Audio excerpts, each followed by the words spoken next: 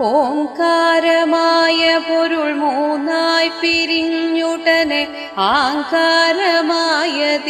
താൻ തന്നെ സാക്ഷി അതുബോധം വരുത്തുവതിനാളായി നിന്ന് പരമാചാര്യരൂപ ഹരിനാരായണായ നമഃ.